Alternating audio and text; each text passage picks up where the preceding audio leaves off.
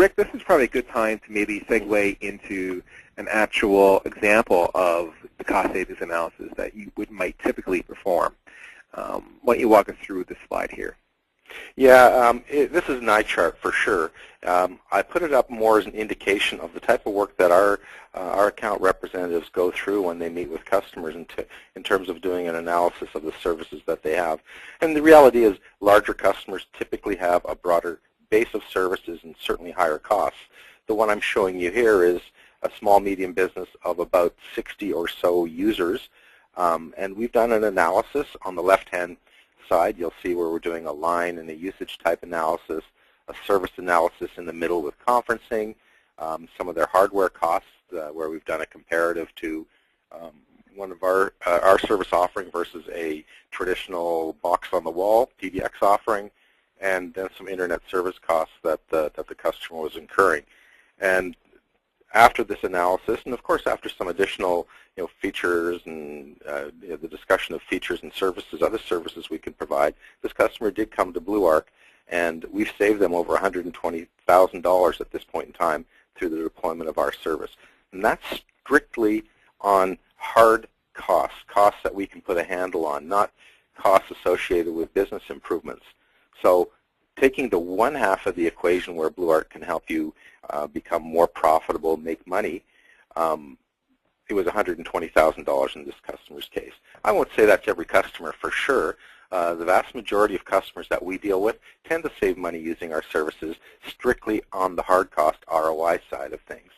The other part of it, and if we can segue to that, Daryl, unless you had a question, is the next part of my discussion, which is really talking about making money through business improvements. I talk a lot with customers, first off, about the ROI because, in my opinion, if you can't do a clean ROI and you're not going to make money on an ROI, sometimes making money through improvements becomes moot because it's very hard to prove the cost savings that you might have. We certainly have great examples of where customers have seen cost savings or business improvements that have helped them increase their customer service, retain customers, change their look and feel to the external world through their communication systems.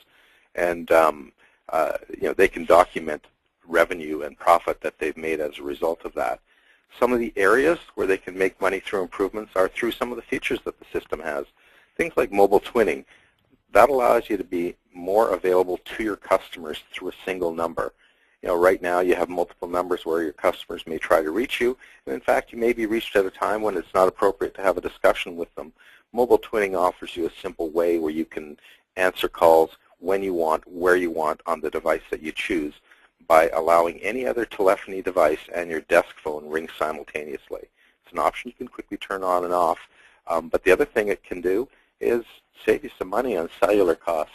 What we notice is a lot of people in their offices pick up their cell phone and answer their cell phone in spite of the fact that they're meters away from their desk phone. Twinning will allow you to answer a call on your cell phone, go to your office, and hot hand off that call to your desk phone and reduce the minutes that you're now using on your cellular phone. It's one way to help you save some money, but also be in touch the way you want with your customers. Other areas, a big product offering of ours is remote worker integration. And it does a couple of things. It allows people who can't work at your regular office site to become part of your team through extension-to-extension dialing, really be a true part of your communications environment, and in fact can answer calls as part of a team. You can have, as we have, people who work from home and actually support our customers as part of an overall team.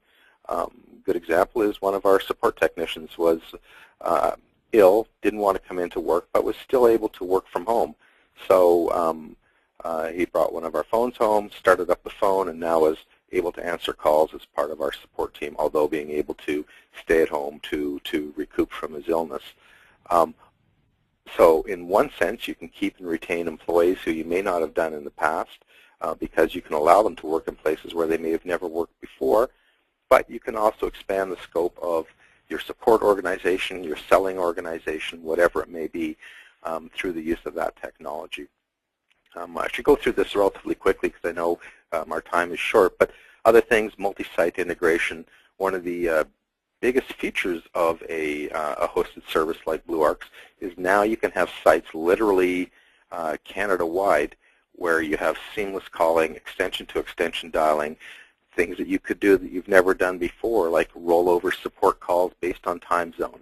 Have Vancouver support your Eastern Canada customers off hours when it's still regular hours in Vancouver, which can be a boon to cost savings because now you're not paying people overtime to support existing customers, but also responding to customers more quickly and more timely.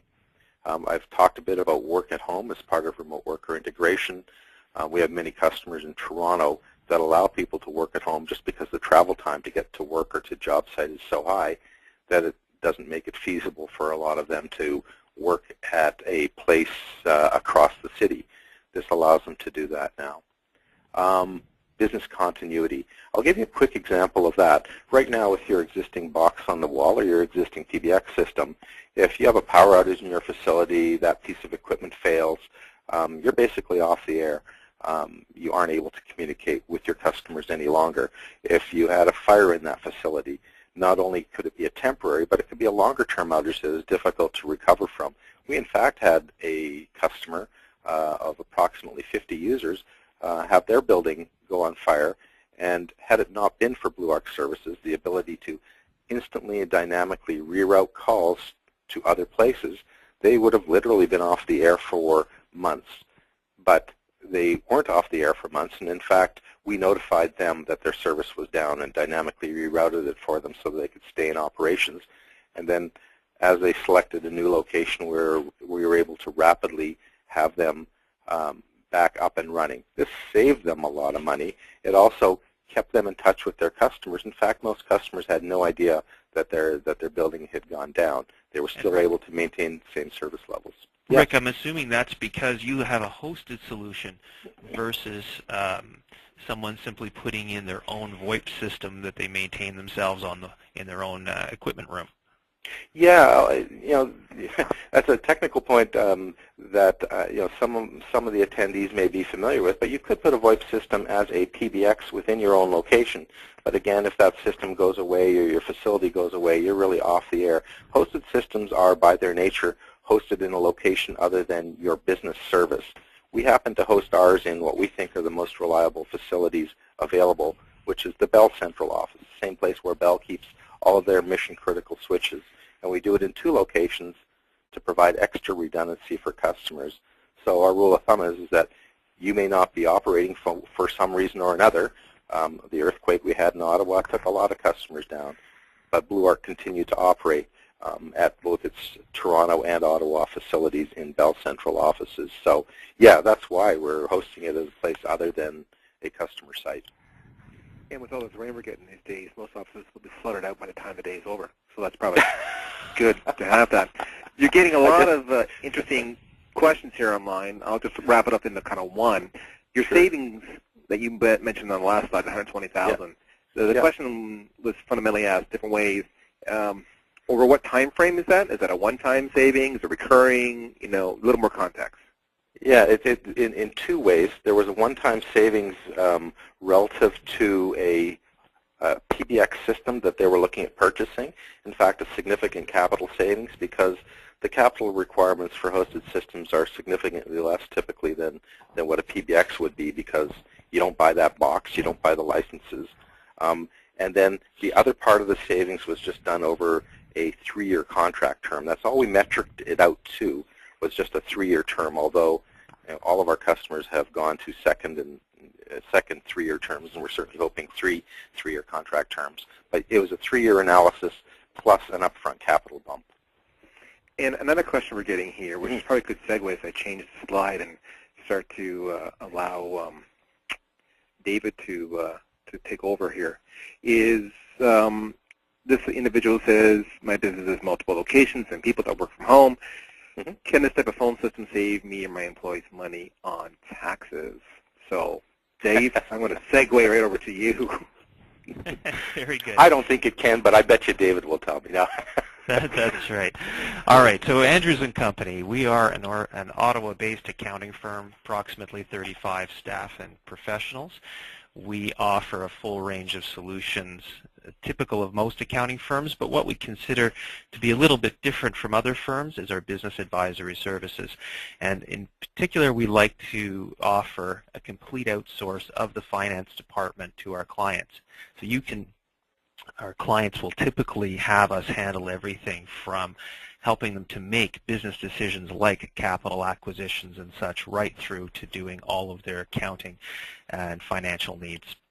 So moving on, technology I find absolutely fascinating, and my wife complains about it continually because now I walk around with my iPad under one arm and my iPhone under the other arm and my MacBook Pro under my third arm. I don't know. Anyways. We have the same wife? We pretty much. But the point is that this technology provides us with completely new options to do things that we could never do before. And in particular, it allows us to make strategic decisions about our business. So I'd like to talk today about purchasing versus leasing decisions, and in particular the amortization and write-off periods for purchasing versus leasing.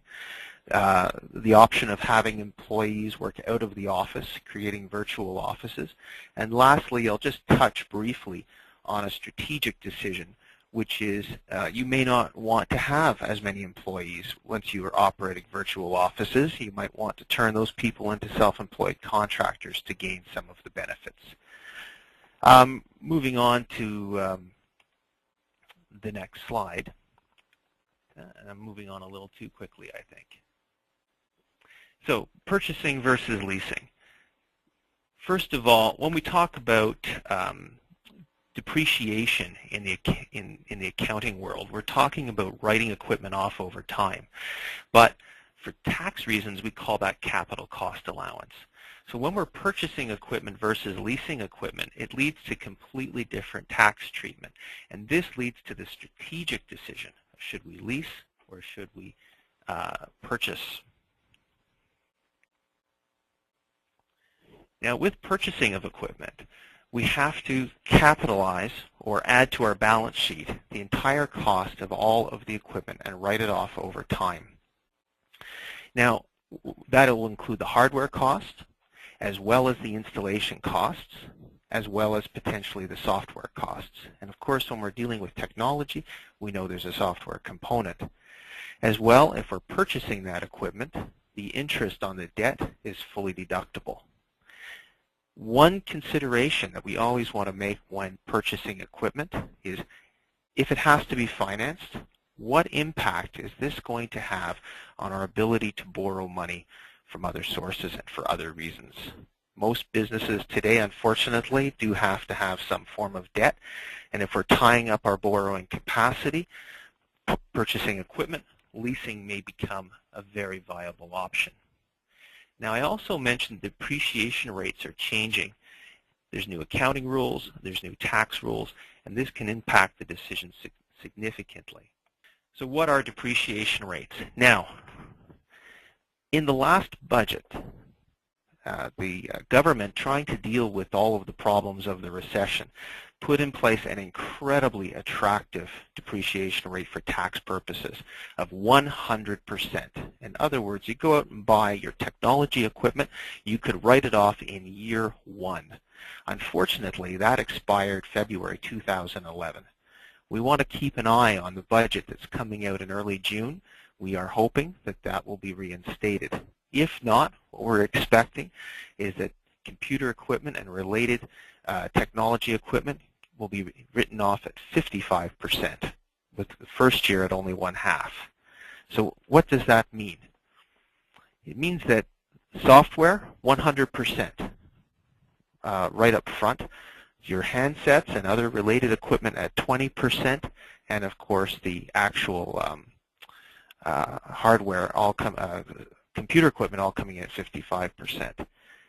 As mentioned before, we have to include our installation costs when calculating the amount that can be written off. The exception is training.